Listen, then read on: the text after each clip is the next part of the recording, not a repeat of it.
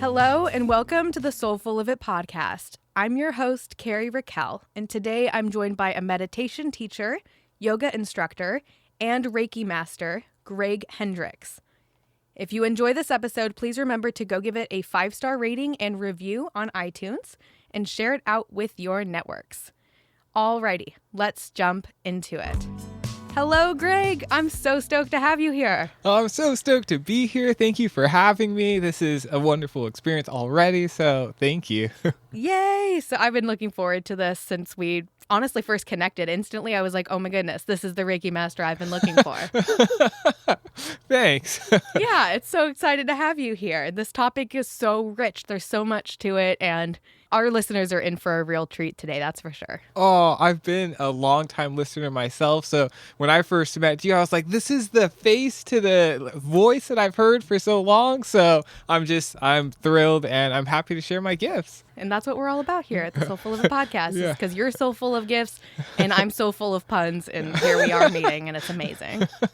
So to kick us off, we do have an astrology and tarot segment on the podcast. So I always invite our guests to share their sun, moon, and rising signs with our listeners. So what are your sun, moon, and rising signs? Yeah, my sun sign is I'm a Capricorn. My moon sign, I have a Libra moon, and I have a Sagittarius rising sign. Woohoo! Yeah. And I got that Sagittarius sun, so I felt that. Oh, cool. I love my Sag rising folks. They're extra special in my heart. But I'm biased, obviously. Can't help it. So I always put together a quick little sentence to kind of give our listeners an insight into who you are before we really get to tell them who you are in this episode. So that sentence for you is that you are the grounded mentor, which is your Capricorn sun, with the soul of the peacemaker, that's your Libra moon, who appears to the world as the freedom seeker, which is your Sagittarius rising. What? I love that. Yeah? Did you think it was accurate? Yes, very accurate. Like all aspects of myself. That's beautiful. I've heard these sentences before because I'm a huge listener. And to hear my own, I'm so excited for this, and it really does fit. So that's awesome.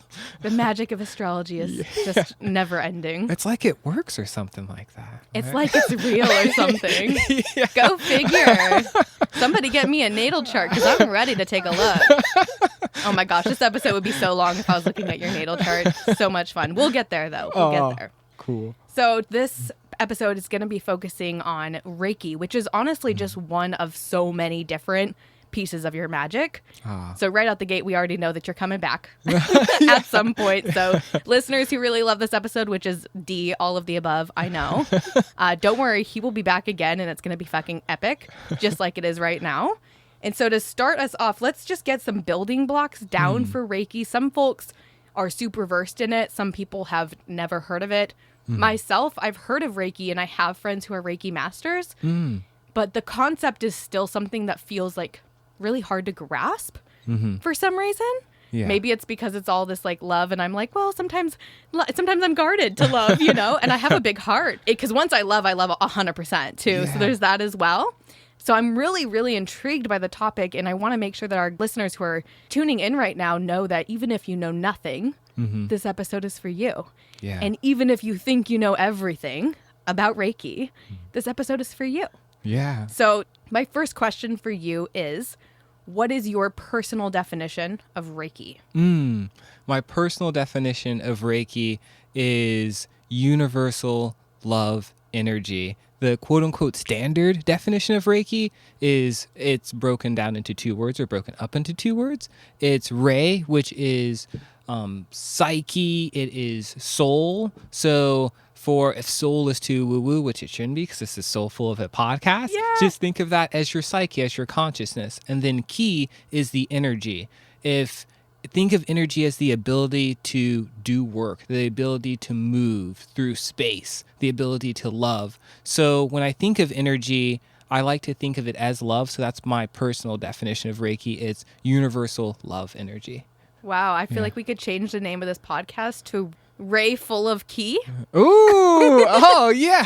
And wait, that would kind of be accurate because Ray is Yeah. soul, so that'd be soulful. Of ki, ki is kind of it, everything. Yeah. I don't know. We're changing the name, guys. Watch out. I like that. Okay, not until I'm a Reiki master, and I'm not there yet. We'll get there eventually. You'll probably be the person to help me with that. I will attune you. Amazing. I could tell our listeners to Attune-in. We're all gonna get attuned together. Oh my gosh, the puns are already here, guys. Watch out. Okay, so I love that definition. By the way, thanks. that's fantastic. It's a great building block to start with. Yeah. So when we first chatted before we started recording, I was surprised to hear that there is more than one type of Reiki. What kind of Reiki have you learned? Yeah.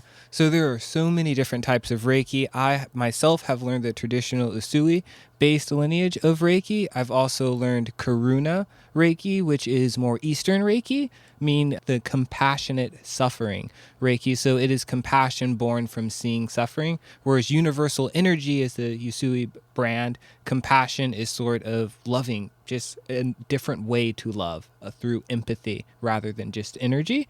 Then I've also been attuned to Holy Fire Reiki. That comes from a transmission rather than attunement, which is pretty fun. And the Art Reiki, which is advanced Reiki training as well. So that's 4 different kinds. Yeah. And what? Okay, 𝗬𝗍𝗍 or 𝗬𝗍𝗍? 𝗬𝗍𝗍. Oh my gosh, I didn't get it right. 𝗬𝗍𝗍. Yes. 𝗬𝗍𝗍. So much fun to say. What was the other one that had a cool name? Karuna. Karuna. Yeah. Cool. And I'm just repeating those partially because I didn't get them right the first time, but also so that our listeners can go like Google or look that up since they are different and maybe compare. Yeah. What would you say are like the biggest differences between those, just having the knowledge of all 4? Yeah. So with traditional 𝗬𝗍𝗍 Reiki, there are 4 symbols, and that's kind of when people talk about being Reiki masters, Reiki practitioners, that's what normal people are generally talking about is 𝗬𝗍𝗍 Reiki. It deals with creation, it deals with emotional healing, it deals with distance, and it deals with enlightenment, the accumulation or assimilation of all of the wisdom of yourself and universe and bringing that into the present moment. So that can be applicable to so many different things. Karuna Reiki is dealing with also time, so distance and space. It deals with peace, so peace within the present moment, and it deals also with creation. So they're very, very similar, but different in the symbols themselves that the practitioner uses to meditate on and transmit over the person. Like there is Shanti within the Karuna, which is a Sanskrit word which many yogis will know about, meaning peace. There's also Om within that system as well. So one is definitely not better than the other, but someone generally will resonate more with one or the other. Well, then this is a good question. Out of the 4, is there one that you tend to lean more towards or use more in practice? When I first became a Reiki master, they say use them every day. So I actually draw all the symbols every day. It really depends on what I'm going through personally about kind of that guides my preference towards it. So I have to say, no, I really love them all. That's awesome. Yeah. I love that. That's different than like me with tarot decks, because I feel like when I'm in a groove with a tarot deck, the other one is like, you're dead to me. Like, I still love you and I'll come back and use you at some point. But I have noticed that I choose favorites for chapters in my life. So I was curious if that was the same for you in Reiki. So it's interesting that you are using all the different symbols. So on an average day, how many symbols or different symbols do you think you're drawing? Around 20 are my favorite. There's like 50 symbols that I could draw, but 20 daily symbols is what I draw. That's amazing. Yeah. And is there a way to use Reiki without drawing them? Yes. So you can meditate on it. You can visualize it with your eyes. Oh, really wonderful practice. One that is one of my favorites is actually using your Dantien. And that is 𝗲𝗵𝗶𝘀 or your 𝗲𝗵𝗶𝘀, your kind of solar plexus plus belly. So if you think of a silver cord coming out of your belly button, that is your Dantien. And if you can contract that space, you can actually draw almost like a belly dancer. You can draw the symbols with your belly. So not, I'm literally moving my belly right now. Yeah. So I was like, what happens if I suck it in and push it out? Granted, I don't know any of the symbols, so hopefully I'm not like conjuring up a demon right now. Can you imagine? God, I hope there's not symbols for demons. I would be so fucked. Because what I just did with my belly was straight up fucking weird. Oh my goodness. Yeah. Well, let's just go to show that you can be doing Reiki without knowing it, I think, right? Absolutely. Even just meditating upon the symbol and drawing it with your eyes is a powerful practice. I love that. This is all just so freaking insightful, and we're just at the beginning of this iceberg. So I know that there are also different levels of Reiki. So I'm curious if you can give us some insight on those different levels and where you're at personally. So that's kind of 2 questions. So there are traditionally 3 levels of Reiki. When you're talking about traditional Reiki, there is Reiki 1, which is 2 symbols. You can do it on yourself. Chokurei and 𝗍𝗪𝗍𝗃. And those are dealing with creating and resolving any blocks, and then also emotional healing. Then on level 2, you learn Hanshanzu Shozen, which is a distance healing symbol. And that way you can project healing. You can start to do healing on other people and other countries, or even in the same room. And then the 3rd level is when you come, quote unquote, a Reiki Master, which I like that term to be destigmatized, because a master is just participant that is dedicated a certain amount of time to the program. It's a dedicated student is what I consider a master to be. So when people call themselves Reiki Masters, it's not that they're higher than or they're more evolved. At least the Reiki Masters that I hang out with, that's not a term. That's what comes on our certificate. Yeah. We didn't get to choose it. So I just view myself as a dedicated student. But once you get to level 3, then you can attune others. So how Reiki is learned is you draw these symbols for weeks until you can get them down perfectly via hand. And there's a certain location that you have to start. You have to visualize it.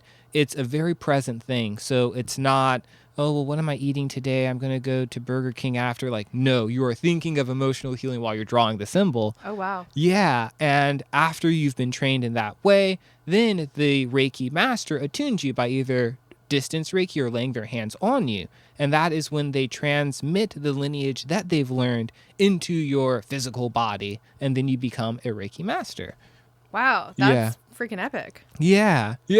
I love that. And that's actually one thing I'm curious about that I'm going to sneak this question in is distance Reiki. Because I've heard I've just seen people online and stuff be like, hey, if you'd like to do some distance Reiki, let me know. I'm always like, my DMs are open and I'm doing distance Reiki at XYZ price or whatever. Yeah. And I've always been like, how does that work from a distance? Yeah. Oh, I can answer that question. Yes.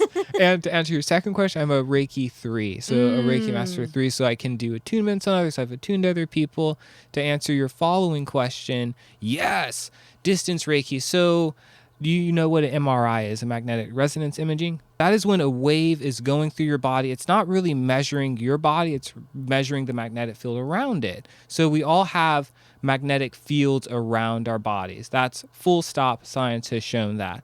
There's also a resonance of the earth called the Schumann resonance. And when groups of people meditate together, that can actually affect the resonance of the earth. Again, full stop. There's studies on that. Whoa. With distance Reiki, there is time between us. Yes, there's distance between us. But if I hold a certain vibration, which a Reiki symbol is, it is a group of people that have meditated on this one symbol, that have poured love, energy into that symbol that is supposed to resolve a specific thing. So that's like me wishing you well, or let's just start with 𝗍𝗪𝗍𝗃. That's an emotional healing. So if I picture you in my mind, Kari, and I will have either a stone, a lot of people use teddy bears, a lot of people use pictures. They place their hands on that picture stone teddy bear, and then they tune into your frequency, into your magnetic field, because it's shown that that can be altered from distance just using thought wave patterns. Again, you'd have to do your own research on it. The science around it is a little bit of weird, but that's where prayer comes from. That's where truly holding a vibration can span through distances. And that's how Reiki works, is that you don't need to be in the exact room with the participant, because through space, through time, we can tune into that field that we all have within us. Like when you know that your mother's about to call, or when you're close to a dog and you're like, this dog is going to bite me. Yeah. Or yeah, that same feeling, that same effect can be transmitted through space, and that's how Reiki works. And it's kind of like they say your ears will itch, right, when Yeah. someone's talking about you. Yeah. So it's just becoming more tuned in to that energy. Do you think that you've deepened your ability to sense things like that? To sense, like, if you are approaching a dog and, like, this dog is gonna fucking bite me. Like, do you think that you've kind of deepened that intuition and ability to have the foresight around that because your energy field is, you're constantly tapping into it? Yes, absolutely. Just through meditation, through Reiki especially, you can feel the fields of energy a lot more. So just like when you go into a convenience store and you feel like, maybe this isn't the best one. Maybe this one's quote unquote sketchy. You go into a different space in the same part of town or that looks the same, but the energy is different. Yeah. So absolutely, especially with, I charge crystals with Reiki and such. So I feel as though through this practice, I'm able to kind of tune into those energies a lot easier than I was able to before. Wow, this is giving me so many new questions for you that are just coming to, maybe it's the energy. You're sending some energetic questions to me. You just said that you charge crystals with Reiki. So I feel like that's a whole different rabbit hole I could take us down. But the question that came into mind was that the example, like you go into a convenience store or something, would you be able to charge an item? Like any random item? Like, let's say that you worked at the convenience store and someone came in and they were just like obviously having a shit day and not in a good place. And they bought some random item. Let's say that it was a keychain. Because I feel like convenience stores have keychains. Yeah. So let's say that they bought a keychain for some reason. Would you in that transaction, if you were holding it and like scanning it, be able to charge it with some good energy and then give it to them so that as they left, maybe their day would be better? Yes. And there's actually fun science on that too. So when we're in a certain space for a certain amount of time, we leave light particles by. And that does take time. But that can be measured, which is really fun. I encourage everyone to go research that about, where are the light particles that I'm leaving? So as far as charge, it's a really fun question because consent is vitally important with Reiki. When we all start, we want to heal everyone. We're just like, I want to do Reiki all the time. But it's really vitally important for us to make sure that the recipient knows that they are getting Reiki. So so the answer to your question is yes. There is a saying that we say before charging items or charging places. I hold a lot of Reiki circles and we actually do Reiki healing on actual surfaces on like libraries. I used to hold a Reiki circle in libraries before and we charged the entire library with Reiki energy. So I could charge it, but the caveat would be that I would have to say, may the recipient of this, if they're open to receiving Reiki, feel the effects of it. So if that person does have a soul that is looking for help, that does want to be elevated, absolutely, they'd be able to touch the item, get like, oh, whoa, I feel better. Like someone is wishing me well. Someone does care about my emotions. Someone loves me. They'd be able to feel that, yes. Wow, that's so cool. Just like leaving little blessings everywhere you go. But also this whole idea about the consent of it is something that I never thought about that before. Yeah. At all. And I can imagine if I was a Reiki master, if I was attuned and able to attune other people, that I would feel almost a compulsion to heal others. Yeah, I definitely did. I was like, well, why do I have to ask? I'm here to help. Yeah. Doesn't everyone want help? But my teacher and my mentor continued to tell me that you have to at least have that saying in your mind first of if they are open to receiving it. So we ask as much as we possibly can, but for sometimes the state of the world, for things that matter to us, it does call to our heart, especially places like where the world gets polluted or garbage places. I feel like the world needs help in that way, and the world is always recipient to it, but sometimes the people surrounding and working with it aren't. So that's why it's important to us. Yeah, I guess the one place I'm not asking any consent of is the ocean, because that shit needs to be cleaned up stat. If I was doing Reiki, I'd be sending that to the ocean all the time, trying to clean all that trash out. Like, it's got to happen. So that's the one non-consensual Reiki receiver for me. I'm sure I could come up with a few others, but that would take up a whole nother episode. So we'll just have to dive into that next time. So I know that you mentioned that there are specific symbols that Reiki uses. Can you just repeat what the 4 names of those are and just kind of give us a quick overview of what each one is? I know you've kind of mentioned them here, but just to have it very intentionally in one place for people to digest. Yeah. All right. Reiki symbols. The first one is 𝗲𝗃𝗃. It looks like a 7 with a spiral behind it. And that spiral is symbolic of regeneration, regrowth, and also destruction. So it's kind of removing blocks. It's clearing space for alignment. A lot of times a block can prevent us from alignment. So that's what 𝗲𝗃𝗃. It's also a charging symbol. So if you are tired at the end of the day, you worked 8 hours, you're tired, you can use 𝗲𝗃𝗃 on a glass of water and act like that. Your energy's back up, you're ready to go, you're excited, you're happy. I use that symbol every day. Yeah. The second symbol is 𝗲𝗃𝗃, and that is all about emotional healing. So if you had a difficult day, not due to labor, but due to just emotional trauma, if you're a first responder, if you're a Teacher in America, oh my God. Yeah, exactly. It's beautiful. Dude, all of these things. Yeah, a beautiful symbol for a teacher. That would be perfect for you because that one deals with emotional healing. And healing, from my definition of it, is helping evolve an awareness of love. So that's what I'm meaning when I'm talking about healing. Sometimes it can be like, well, what's healing? But I refer to it as helping evolve an awareness of love. So when you use 𝗲𝗃𝗃, emotionally, there might be a part of you that doesn't love yourself. There might be anger. There might be disappointment in yourself. You might not have responded the way you wanted to, judgment. What 𝗲𝗃𝗃 does is it says, hey, this part of yourself that you've pushed away, that you've labeled, you don't need to do that. You can bring some love into that space. Yeah, maybe you made a mistake. That's okay. I still love you. So that's what 𝗲𝗃𝗃 does. It's a beautiful one. What does that one look like? Ooh, so that might be hard to describe.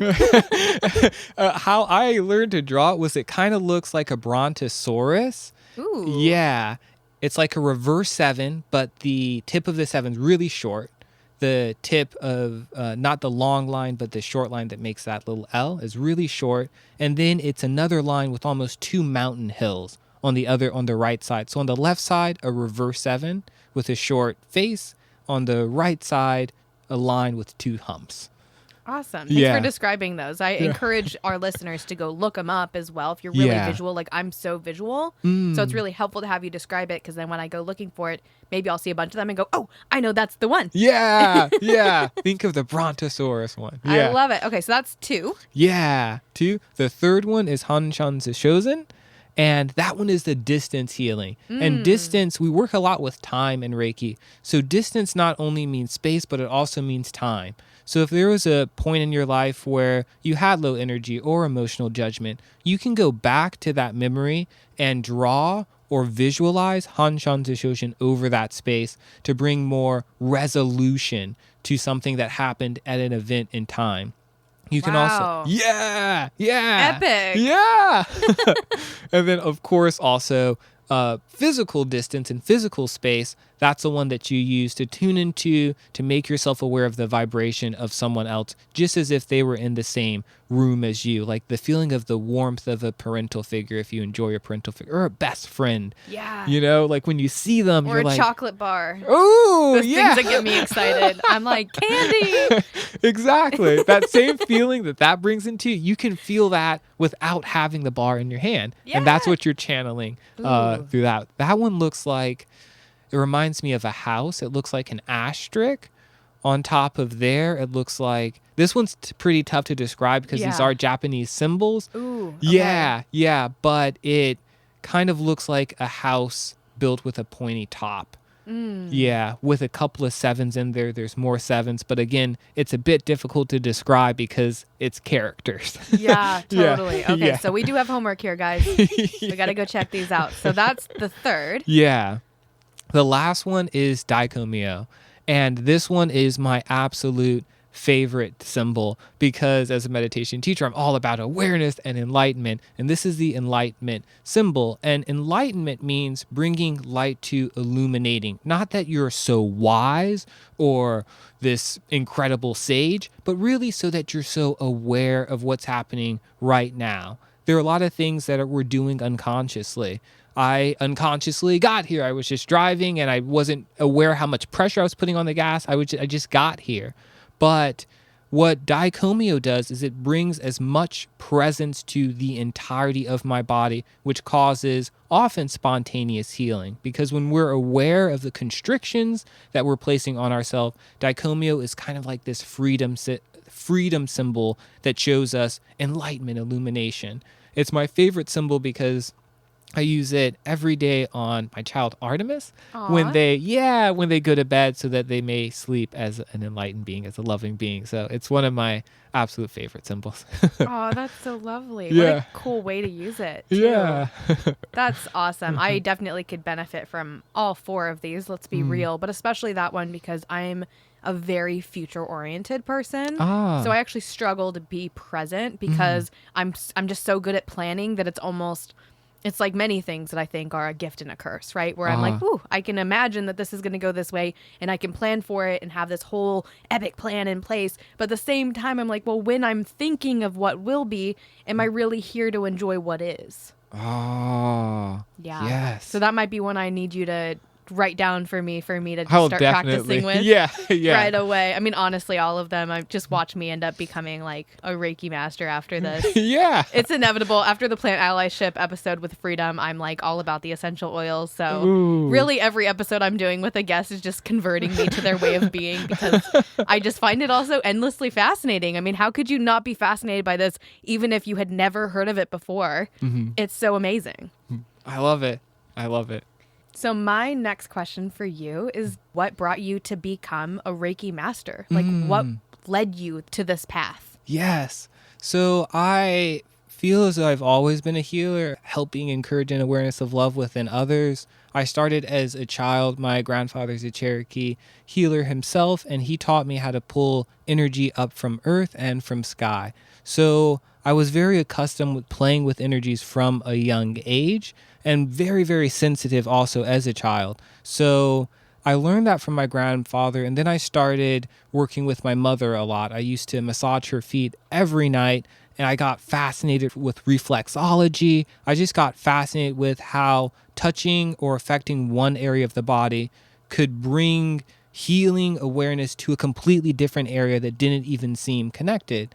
As I continued to grow up, I was just always the guy in the break room massaging someone's shoulders or someone like that. I've just always felt this compulsion to help and to heal and to love people. So with that, I found that I was able to bring a lot of physical relief to people. If someone had tight shoulders, I could help them. If someone had a hurt knee, I could help them. And I was channeling energy while I was doing so, but it was primarily to remedy physical things. As I grew up, I saw that, well, what about mental things? Sometimes people are plagued by their mind. What about soul or spiritual things? Sometimes people have traumas that cause blocks within their spiritual life. Reiki appeared to me because I was able to direct this abundance of energy that I seem to just carry and that I really want to share into areas and channels that can help people on more than just a physical basis. That's epic. Yeah. Oh my goodness. So when did you become a Reiki master the first time? Because I know that you've got more than one that you use. Yeah. So at what age were you and like, oh, I'm going to do this Reiki now? That was 4 years ago. So that means I was 23 when I first discovered Reiki and when I first started working with it. Before then, I had used other healing modalities, but they weren't as specific as Reiki was. So I've been doing healing work for a while, but Reiki really didn't come into my life until 4 years ago.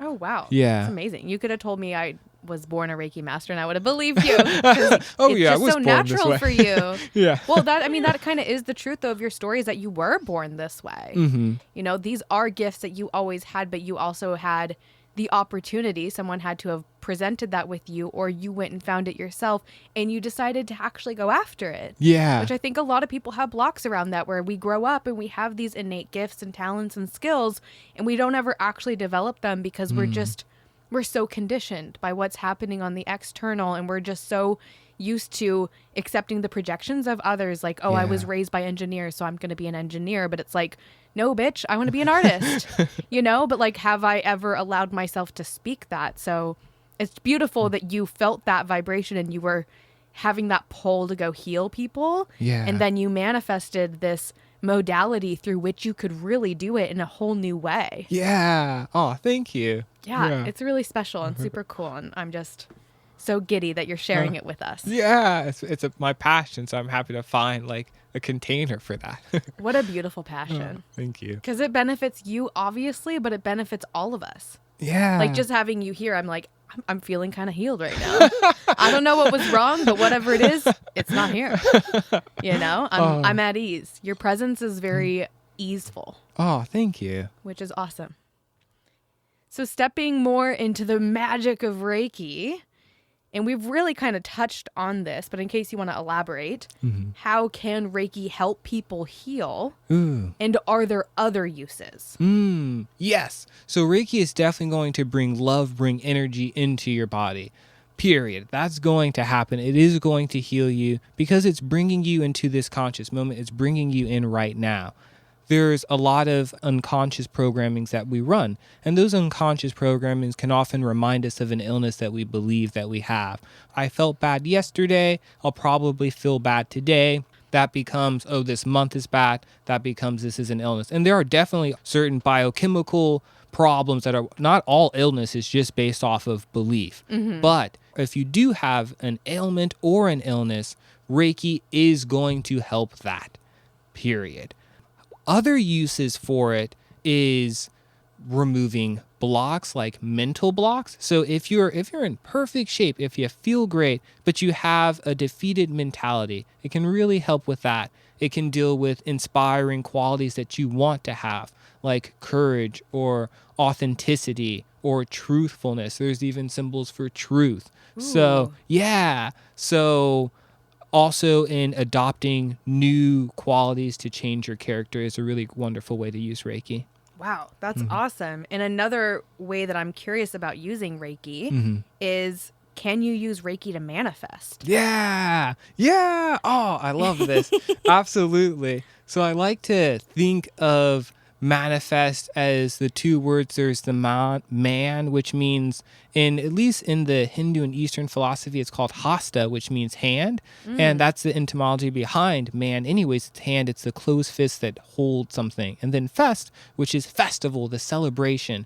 So when I think of manifestation, because often that word can get a lot of baggage, I think of, for real. I think of holding a celebration and a festival for something, not really creating or creating something out of an egoic mind state, which that's my own baggage. Not everyone's going to have that, but I just like to say that out loud to remind myself what I'm talking about when I talk about manifesting. I love that. Oh, thank you. It gives it so much clarity. So if I were to use Reiki to manifest something, and I think an example that applies to a lot of people, it doesn't apply to me currently because I'm lucky to have a wonderful partner. But I think a lot of folks who are single, who really want to manifest a partner and have that loving relationship, would they be able to use Reiki to kind of like bring that person to them and attract that energy that they so deeply want to have?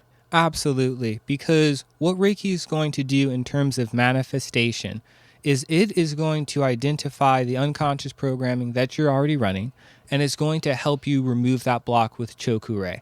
So you don't know what the block is yet, or Greg doesn't know what the block is yet. Upon using 𝗲𝗃 on myself, I begin to remove that story that I continue to tell myself that I'm not worth a partner, or that a partner is so difficult to find, or that all the good ones are taken. So good. This is so, yes, I've heard them all. I've heard all of this.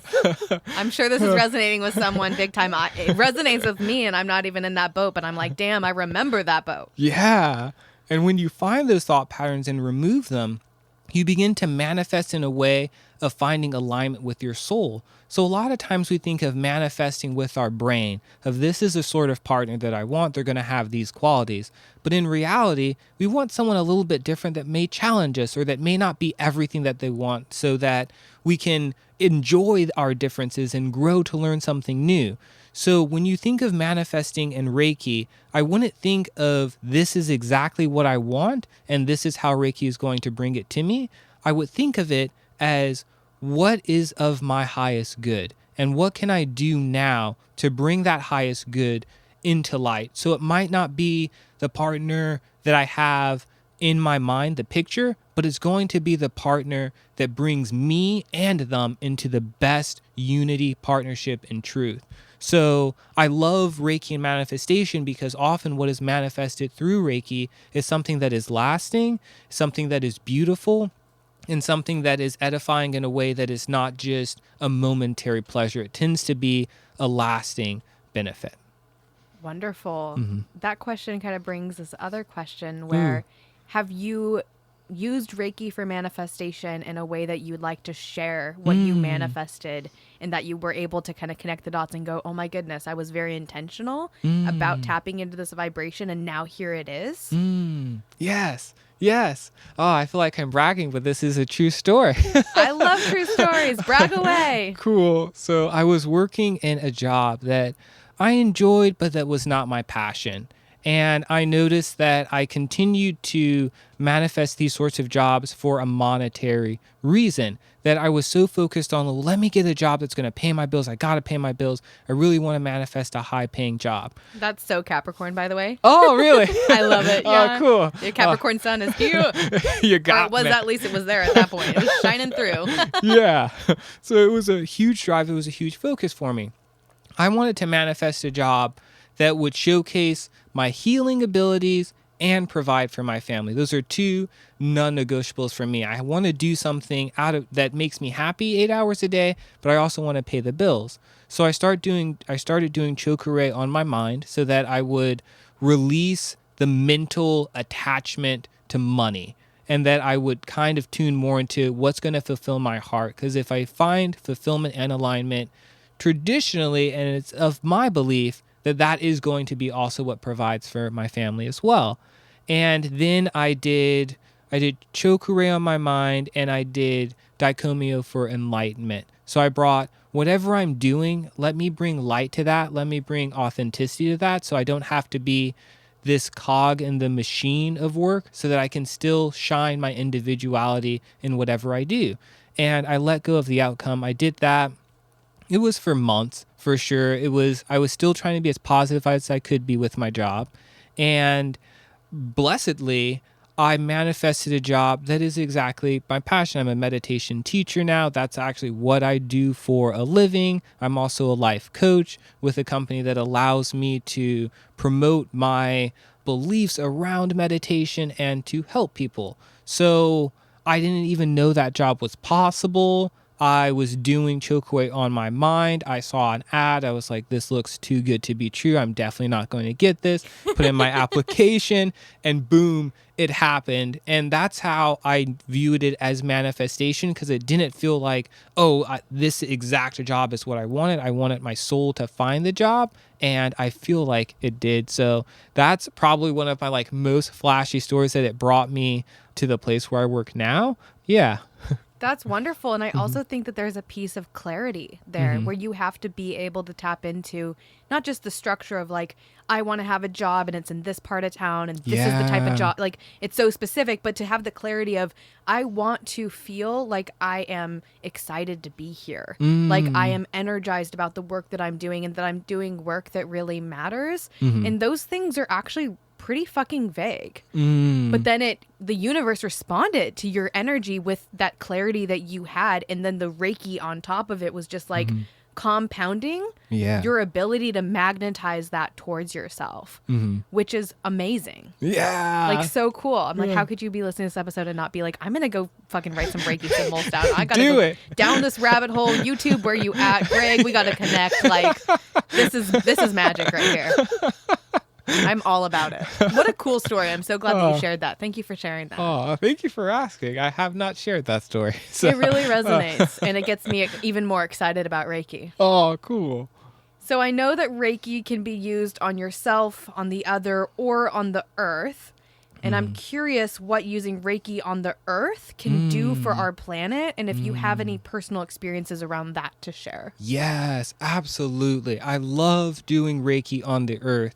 What makes us. If you think about it, what really influences us? We have a lot of willpower on our own. We can adopt characteristics and drive our life a certain way. But think about the environment that you're in. If you're in a really negative environment, no matter how positive or loving you are, it is going to bring you down. So if you do Reiki on the earth, especially where you live or where you work, you're changing your environment. So instead of going into that convenient shop that feels sketchy, you sit there, you do Reiki on a while, day after day after day, you might get there and you might change the vibration. The cashier might smile at you. So doing Reiki on the earth changes your environment. And when you're in a more comfortable environment, you're better able to tune into that inner voice, to feel safe. When you feel safe, then a lot of beautiful things happen.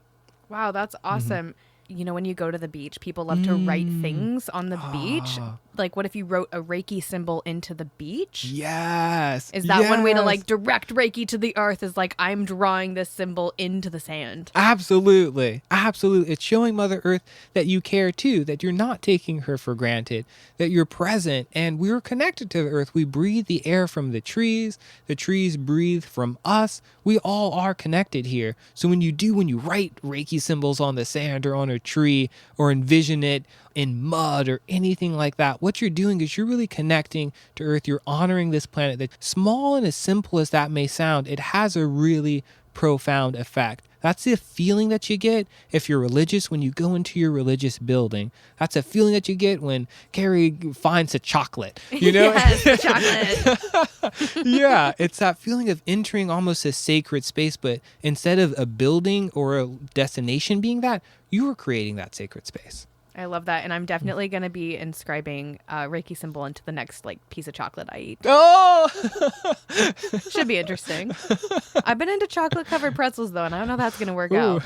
It might be kind of... But, you know, maybe a pretzel in and of itself is very similar to a Reiki symbol. I don't know. Ooh. I could take this off the deep end. Well, this whole episode could turn into my love for chocolate and sugar very quickly. Things that I low-key live for. I can't help it. It's just part of who I am. Cocoa comes from the earth, you know? Exactly. Exactly. Thank you. Yeah. Can I get a hallelujah? Because that is the fucking truth. I just love the earth. That's what it comes down to. You strip it down to the basics. And some people were like, she really likes chocolate. And I'm like, but where did it come from? There we go. So good. Or should I say soul good? Somebody stop me. All right. So my next question is one that I have to ask because I love dogs. So I'm curious about how you can use Reiki on animals. Is that a thing? Yes. Animals are a wonderful source. Their answer is, in my experience, 100% always a yes. They love physical interaction. They love touch. I have a bit of a sombering story. When I was growing up, as I mentioned, I was always playing with energy, and one of our dogs got hit by a car. My grandfather accidentally ran over a dog named Cupcake. I know. It was one of the saddest. I'm an adult now, and I still remember it, and it gets me in the heart. It was very sad to see. And Cupcake is whimpering. I'm feeling bad. I don't know what to do. I just want to help the pain to stop. It was very traumatic for both of us. So I pick up Cupcake, which really surprised me that he didn't bite me or anything like that, because he was obviously in a lot of pain. I put my hands on him, and we just looked in each other's eyes.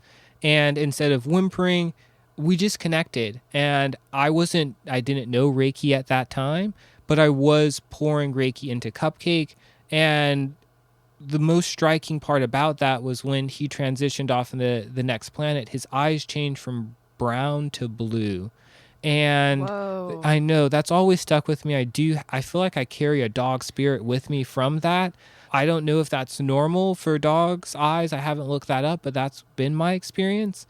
And I believe, and based off of Cupcake's behavior, I do feel as though his pain was eased just by energy. That's from energy from Reiki specific. I had another miniature schnauzer. His name was Prince. I've had him since I already went my Reiki attunement. Beautiful, beautiful dog. Sadly, he got riddled with tumors. And 2 years ago, he transitioned as well.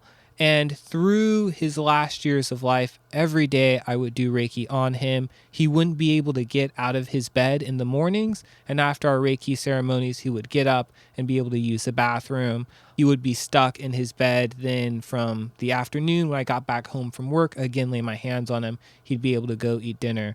So that's my subjective perception, but I do feel as though based off of Prince's movements and how he interacted with me and just the vast change in his energy, I feel as though Reiki was super, super beneficial. I don't know what I would have done if I wouldn't know Reiki for him, because that was tough to see as well. And it seemed to, in all the dogs that I've done it on, really, really improved. Birds as well, they love it. So that's, I didn't mean to make it like heavy, but it's helped with pain for sure and brought more easiness in the pets in my life. That's amazing. Yeah. That's so cool. And I feel like it's so true that animals are really receptive to energy. Because growing up, I had lots of pets. And I had one dog in particular, Courtney. Rest in peace. We love you, Angel. Such a sweetie. And she was special for a lot of reasons, because I actually raised her from birth. Because we had her mom. So I was there the moment she was born. So I really had a close connection with her. And she was super sensitive to energy. So if I come home from school and I had a bad day and I'd get home, she just like immediately could sense that I was like not in a good place, you know, and then either come to comfort me or, okay, I'm going to back off. This bitch is crazy, you know, like whatever it was, the reception of that energy, which, let's be honest, like teenage version of me could not control any of that energy. It was just like pouring out of me at all times.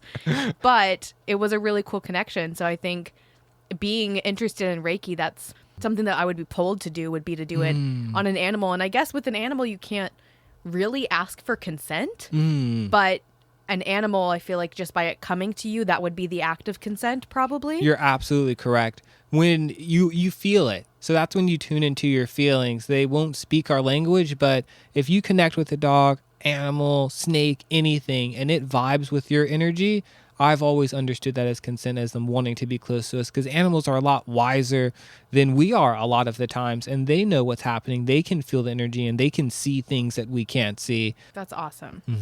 And that answers my question, so thank you. Woo! All right, let's talk about Reiki in real life, which all of this has been in real life, but that sounded like a fun segment name. So here we are. I'd love to connect all the dots and transition us into talking about it from the lens of day-to-day. One thing that's really taken off in the 21st century is social media. And the use of apps like Instagram has created a huge comparison vacuum. Do you have any Reiki tips or tricks for folks who are scrolling through social media, looking to leave the app feeling better instead of feeling worse? Yes. Reiki is primarily symbol-based. That means it is a picture or a sigil. It's a symbol. We all know what those are, but imagine when you're going through Instagram or Facebook or any sort of app, what are you seeing? You're seeing pictures, which are symbols of something.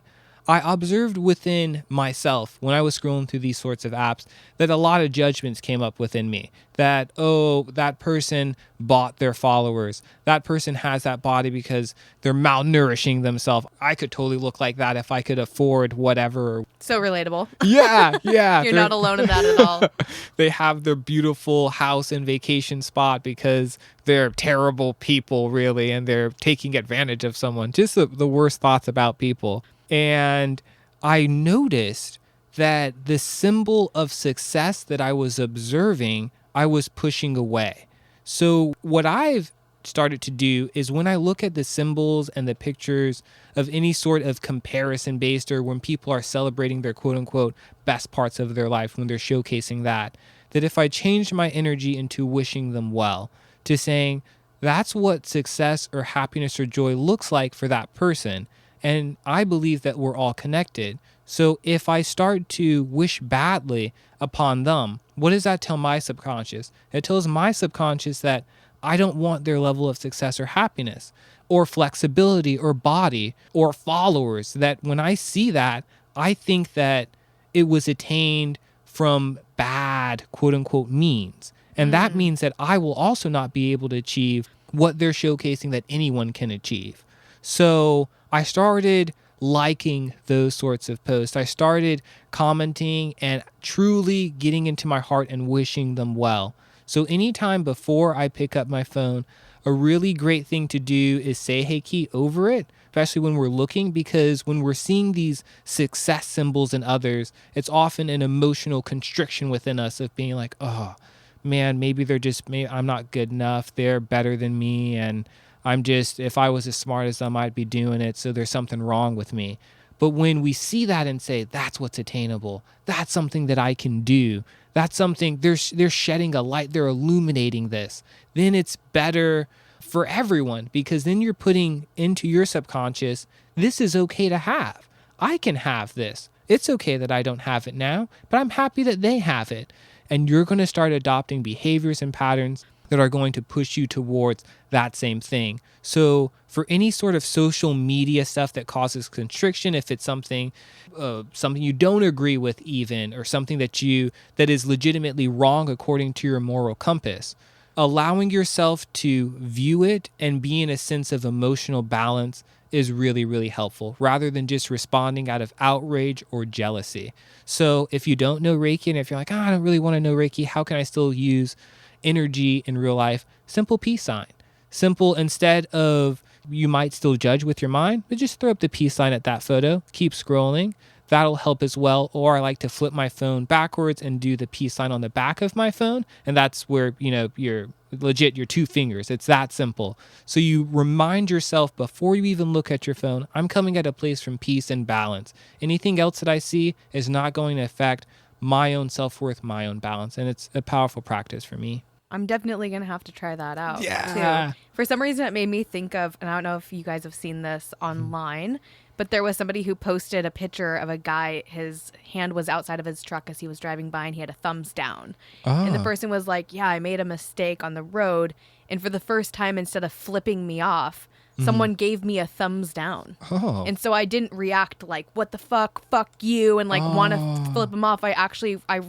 It made me better at driving because he gave me like discouragement of what I did, but not in the way that it's usually given to me, which feels really overwhelming because we use symbols all the time, all day, everywhere. And like flipping someone off is one of those symbols that like really triggers us. And like usually we kind of flip someone off back, or we get angrier. And then maybe if we did cut them off or something, then we're cutting other people off because we're pissed off. And so I saw someone post that. This was actually a long time ago. And I never forgot it because I thought, if somebody does, quote, does me wrong on the road or something, then I'd like to respond with a thumbs down instead of a middle finger myself, because I'm still communicating like, hey, I didn't appreciate that in a sense, but it's not an attack. It's actually, it almost feels like more parental of like, hey, that wasn't the way that we do this. That's not great. You shouldn't do that. I love it. Doesn't feel so intense or like so invasive. Yeah. I'm gonna use that actually. That's super cool. It's not my origin, but I felt compelled to share it. It feels like a much softer way to respond. Yeah. And that person wasn't, they just didn't respond angrily. Yeah, man, when you accidentally do something like that, and driving, I think, is one of those things that can get heated so quickly. Gosh, you feel so bad when someone flips you off and you're like, oh my God, I'm wrong. But it does trigger you to have more of an emotional response. So that's an interesting way to shift that. Symbols, man, they're everywhere. They really are. Yeah. You can't avoid them. So speaking of the internet, we're in an age of heightened anxiety, and especially social anxiety. You throw in people navigating months of quarantine and a global pandemic, and even folks who are as outgoing as I am are struggling with socializing and the social anxiety that comes with it. Are there any Reiki practices that you would recommend for someone who's dealing with anxiety, especially in a social setting, since that includes an energy transfer? Yes, that's a beautiful question, and a really important question too. Reiki and anxiety, absolutely. I like to view anxiety from kind of the vantage point of one of my favorite philosophers, Kierkegaard, who said that anxiety is the dizziness of freedom. So when I think about anxiety in that sense, anxiety is also so much energy and so much movement within you. It's saying, I have to do this thing, that thing, or the other thing. or all of these options are too daunting, or I don't know what to do, I just feel so much. What to do with that energy? Where is it going to go? It's still within us day after day. So channeling that energy into something like a symbol is important. 𝗬𝗪𝗽 is a great symbol for anxiety, as 𝗲𝗪𝗽𝗀𝗃.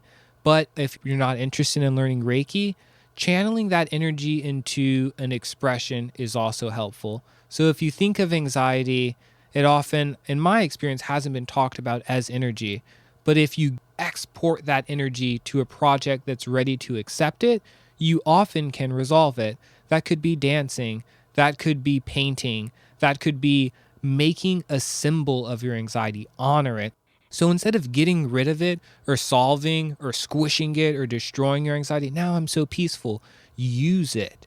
Use that exact anxiety to create something to honor anxiety. Maybe it's a symbol of your own making that says, this is what anxiety looks like within me. It's a painting or whatever. So I like to honor the anxiety as much as I can. I make the mistake also of being like, oh, I need to get rid of this. I can't be anxious. But it's in you for a reason and it wants to go someplace, but we don't know where to channel it yet. So making a symbol to honor it is a way that I use to transmit anxiety. I do a lot of ceremonies, and before them, there are a lot of people there. And I'm like, I've got to perform. I've got to show up today because these people are expecting something. I don't want to mess up. And with that, I bring that back into myself. I use my own symbols and I push that energy into a space that's ready to accept them. So it's no longer within me. Now it's within the arc of that 𝗲𝗪𝗃, or it's in the Japanese symbol of 𝗲𝗪𝗪𝗀. It's no longer within me. It's going to serve a different purpose. So it's actually really helpful and healing to transmute that into something. Wow, that's awesome. What a cool practice too, and an idea to sit down intentionally and to create art. And you don't have to be an artist to create art. I think that's so important to speak over and over again, because people shy away from like, I can't draw because I'm not a good drawer. And it's like, why? Because you don't draw. Yeah. Like, let's be real. Okay? Yeah. The reason you're, quote, not a good drawer is because you're not drawing. Like, that's how people become good at these things. Yeah. So like taking all that judgment out and allowing yourself just to create and put onto paper, whether that's just like a pencil or you get out some like coloring pencils, or maybe you are painting, and to express what does the anxiety look like. Yeah. So you can release it. Like, that's super cool. Yeah. I love that idea. And I'm definitely going to try that out the next time I'm feeling anxious. Oh, cool. Yeah. Cool. All right. We are nearing the end here. So I've got some quick wrapping up questions for you. This one I love to ask everybody. And I know that you're a person who has a lot of different rituals, so you can take this really any direction that you please. But what kinds of daily rituals or practices do you use in your life? What are they, and why do you use them? Okay. I do an hour's worth of daily rituals every day. So I do have quite a few of them. I'll rattle them off. So I've got energy healing, which is Munaiki and Reiki. I use these energy healing modalities to check what sort of energy I'm showing up with, so I don't get anxious, so I don't get depressed, a vacuum of energy, so that I can show up every day with love and with presence. So I do that to direct the journey of that day.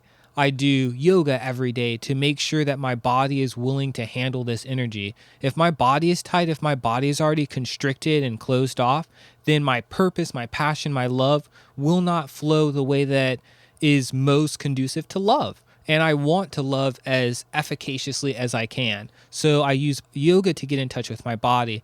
I use a couple different magic rituals as well. I love to talk more about that in the future. Oh my God, yes. Yeah. Yeah. And then I think most importantly, without fail, every single day I meditate. Meditation is the foundation of all of my practices. And meditation is sometimes a bit scary to people. I don't want to do it. That sounds boring. I've got to sit down. I'd like to destigmatize that. In just but a moment, meditation is becoming familiar with the contents of your mind. So astrology, that is a beautiful meditation. You're finding archetypes and characteristics of planets and identifying with them to how you relate to those characteristics and how you can use them to navigate this journey called life. You're becoming familiar with them. So if meditation is intimidating to you, become familiar with something. Externally first if you want, And then when you're less intimidated by that external thing that you're familiar with, that could be podcasting. That could be, as we spoke about, art. That could be dancing. When you become more familiar with it, check back in with yourself. How do I respond when someone flips me off or gives me the thumb down? How do I respond when I see that successful person on Instagram?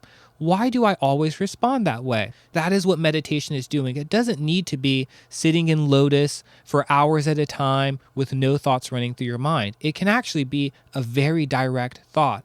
Why am I behaving the way that I am behaving?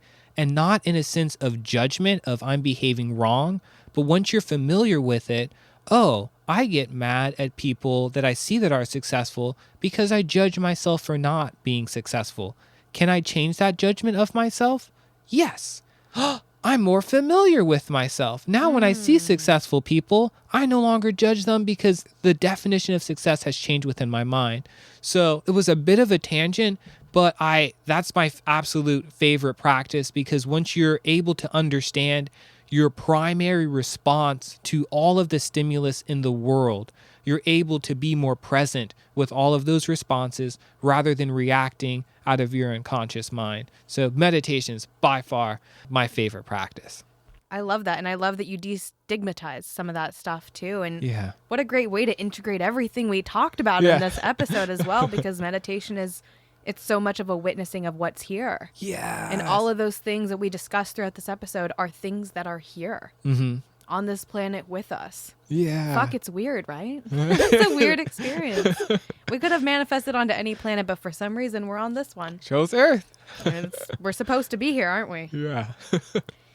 Another question I love to ask is, do you have an affirmation or a mantra that is really resonating with you right now? What is it and why? Yes. So my mantras are kind of funny because they come in questions.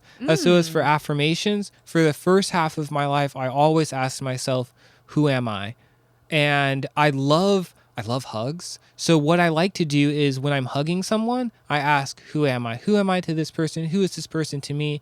Who am I within this person? Who is that person within me? So that helps me not judge. That helps me really look at, who am I now? Like, am I being a parent right now? Am I being a friend? Like, who am I really? And that's really helped direct me a lot. What I'm using currently is, where am I?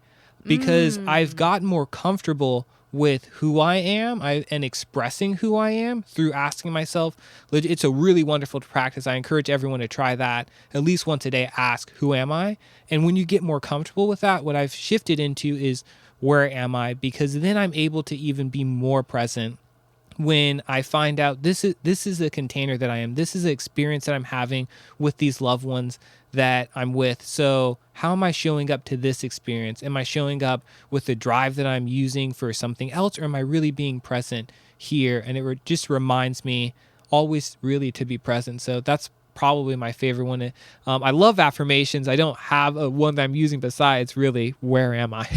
Yeah. What a cool way to answer that question. I've never had anybody answer that question with a question, and I love it. Ooh. It was also very the who am I, especially in unity with another person, and who am I within this person and they within me, is like the most Libra moon thing you could have said. Oh, really? I love that. That's always balancing the scales and really having such an innate desire to connect with people on the level of like understanding where they're coming from and where you're coming from and the convergence of those energies. That's just a beautiful librarian. What is the plural of Libra?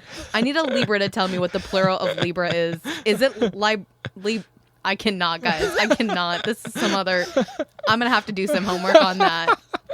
I mean, what is the plural of any signs? I'm a Sagittarius. Is it Sagittarii? Yeah, I don't know. Welcome, Sagittarian. Oh, Capricorn, what's yours? Is Capricorni? Capricornies. Capricorni. Capricornile? I don't know, guys. This is going to get real weird. But I really appreciate that. And I can also connect that to the major arcana in tarot for you real quick. Ooh. So the first line in the major arcana is leading up to the chariot, and that first chunk of it, the first line, because we said that there are 3 lines, you're really thinking about who am I? Oh. The second line, when you're getting up to Temperance, which is the 14th card. Yeah. Chariot is the 7th. Uh-huh. The up to that 14th card, that next line, that next 7 is where am I? What? Yeah. And not all tarot readers think of it this way, but that's how I think of it. Oh. Yeah. So that's a cool thing that you, as you were saying that, I was like, oh my gosh, this makes me think of tarot. Whoa. And then the third line, so this might be a fun thing for you to try. Oh, yeah. Is why am I? Oh. It's the rebirth, because we're thinking of life, death, and rebirth. And those are the 3 lines of the major arcana. So who am I? Where am I? Why am I? Oh my, you just given me my next mantra. Yeah. Whoa. Why am I? I was really wondering what my next one's going to, because I feel like at stages of my life, I'm just like, this is what I'm rocking every day.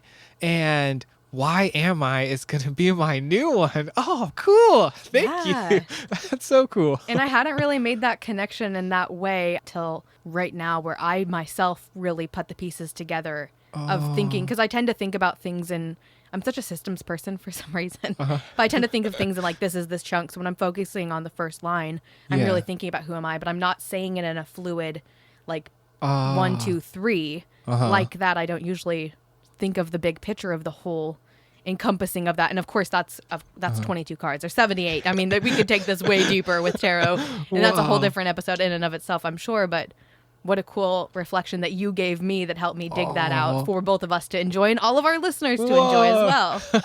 That's so cool. Collaboration. It's the best.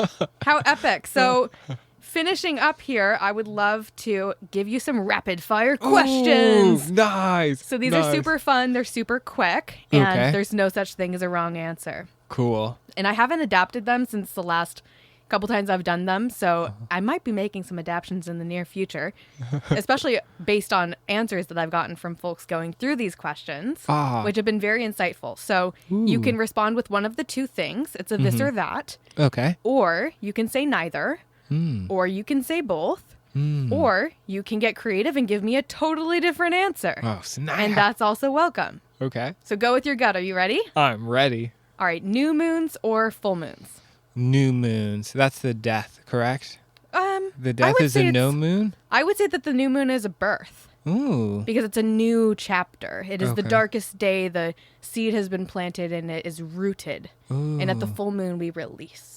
Ooh, then full moon. You schooled me on moons, so thank you. Maybe it's my moon tattoo speaking through me. Oh, snap. How about Sunday or Saturday? Capricorn, Saturn's Day. Saturn's Day. Yeah. Love it. Incense or candles? Incense. Lovely. Beaches or mountains? Ooh, Capricorn, mountains. Gotta climb that mountain. That is so Capricorn. I love it. Tarot cards or oracle decks? Oh, my golly. I would say, tarot. Yeah, tarot. Yeah. Love it.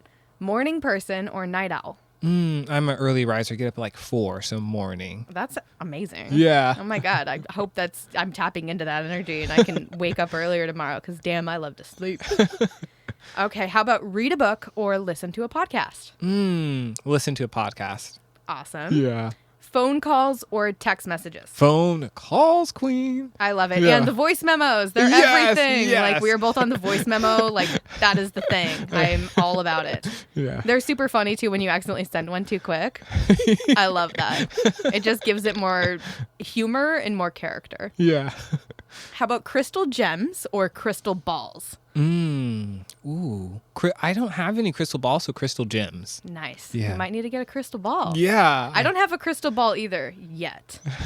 I'll get there. Yeah. I used to have a black mirror that you could like reflect into, and it was really, really cool, but I spooked myself out because I was a teenager and I was like, oh my God, what if there's something evil in here and I'm like not, what if I'm like, interacting with like some energy that I shouldn't be or something. So I eventually got rid of it, and I've always wondered what happened to that mirror. Ooh. I don't know. Do you want a black mirror? Maybe. I have one. Wait, what? Yeah. That's epic. I legit have one. Really? In my purse, yeah. Oh my God, what if it was my mirror? Like, what if it made it to you? That's crazy. Yeah. My friends were freaked out. Really? Yeah, it was in Idaho. People don't do that shit in Idaho. It's fucking weird. I was into tarot and everything too, not to the extent that I am now, shamelessly. There was a lot more shame around it because I was like, oh, this is kind of weird. You know, all my friends are like, let's go to Abercrombie and Fitch. And I'm like, y'all, I did not fit those jeans. I'm not going in there, okay? That is not for me. The smell is overwhelming. I'm going to go to the witch store instead. See you later. That was my vibe, and that's where I got that. That's amazing. Whoa. How bizarre that you actually know what that is. Yeah. Because, okay, so technically you have a crystal ball. Really? Oh, I mean, crystal it ball? kind of is, Oh, right? Because whoa. it's the same divination type. Oh. I mean, I don't know a lot about it That because is I only true. had it for the chapter until I freaked myself out thinking that, you know, I just thought I didn't have enough insight to use it. And I was like, what if I'm doing something bad and I don't know? And so I think I like donated it to Goodwill. What a fucking weird thing to find at Goodwill. Can you imagine? Oh my God. If you have my exact Black Mirror, I am going to like... I'm going to lose my mind. And then you throw in like the TV show Black Mirror and things start getting really complicated, right? Yes. And like the connection to phones and Yeah. this is its own episode. Another one. Oh my goodness, I love it. Okay, so I have one more question for you. Ooh, okay. Coffee or tea? Tea. Tea. Yes. Do you have a favorite yes. kind of tea? Oh, loose leaf, pretty much. I love, it's not peppermint, it's not spearmint, Moroccan mint. Ooh. Moroccan mint tea is the bee's knees. It's delicious. It's my favorite tea. I love that. I'm going to Yeah. have to give that a taste. Yeah. I'm more of a coffee person personally, but I feel like if I got good at Reiki that I could Reiki my tea to give me more energy. Yeah. And maybe that would like make me more of a tea person. Ooh. I It's don't a know. good move. We'll see. Stay tuned. We'll cover that in the next one. All right. So this is my last question. Of course, this is the Soulful of It podcast. Oh. So I always like to ask my guests, what are you soulful of right now? I am so full of purpose. Purpose is the direction of my energy. So this has been all about energy. I'm full of energy. And through my life, I've struggled with directing it into certain places. And I'm really blessed that at this point and time in my life, I feel like that I have a really wonderful purpose to that energy. So that's what I'm so full of. What a wonderful answer. Thank you. And also very Capricornian. With that Ooh. Sagittarius rising, because it's very directive Oh, to snap. have a purpose, to get defined on those things. Like, Wow. very awesome. I want you to like astrology me because like you're we like, can definitely make that happen. Oh, cool. That'll be really fun. I love that. It's hard too because sometimes I'll hear people's sun, moon, and rising, and then as we're talking about things, I'm like, but I need to see your chart. Like, wait, where is Venus? What's the aspect? You can freak people out real fast or get them excited. It really depends on the person. I'm pumped. But I'm that person where I'm like, but what time were you born? And people are like, this is weird. And I'm like, it's not that weird. I'm an astrologer, which is kind of weird. But you know what? It's good to be weird. We need more weird people in this world.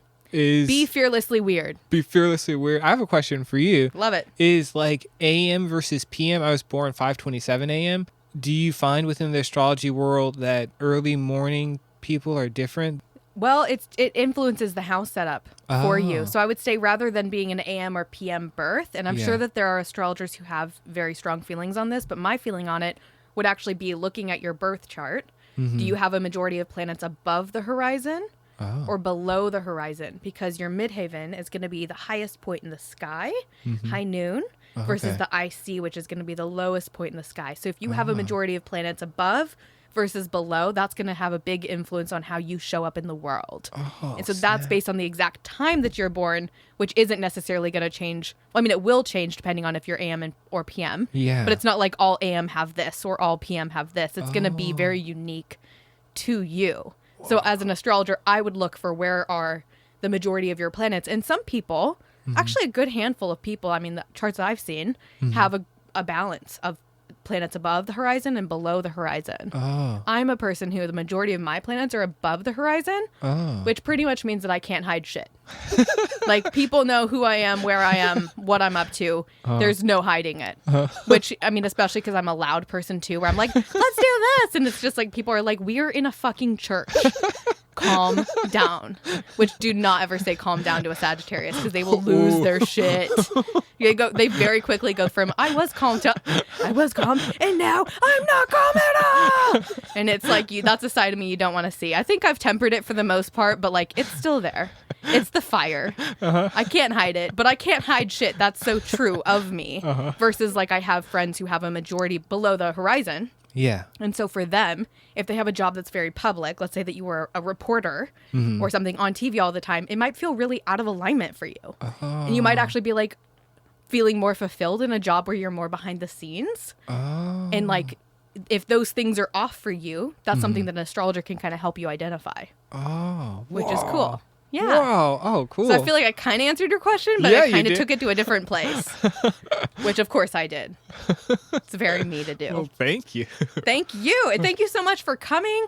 I'm so stoked to have had you on this episode. This has just been such a natural flow and so easy to talk to you. And I know that anybody who listens to this episode is going to walk away with so much more knowledge. Even the folks who are Reiki Masters themselves are going to gain something out of this.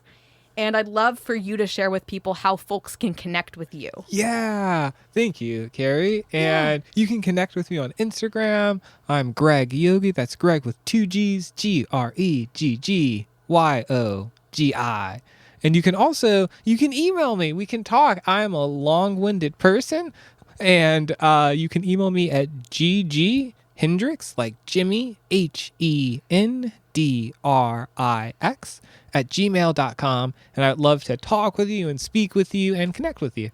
And you also have a podcast. Yes, it's called The Native Awakenings. You can find that on iTunes. You can find that on Spotify, all the podcasting platforms. It's primarily meditation based. So I want to share meditation with the world. It's a passion of mine, but I do some interviews too as well. And it's a fun time. That's awesome. So I'm going to link that in our show notes. So it'll be easy for folks to find you, but also on my Instagram @soulful_of_it, I will be having links to Greg. I'll tag him in posts. I'll make it as easy as possible for you to connect with him. And if for some reason you get lost along the way, you can always reach out to me and I'm happy to direct you towards his energy, which, I mean, what a gift. In every way. Much. So I really can't say thank you enough for joining me, Greg. It has been so much fun to collaborate with you, and I'm already excited for the next one. Oh, I'm so excited. Thank you. You are an amazing host. I feel so comfortable within this space. It's weird having a microphone up to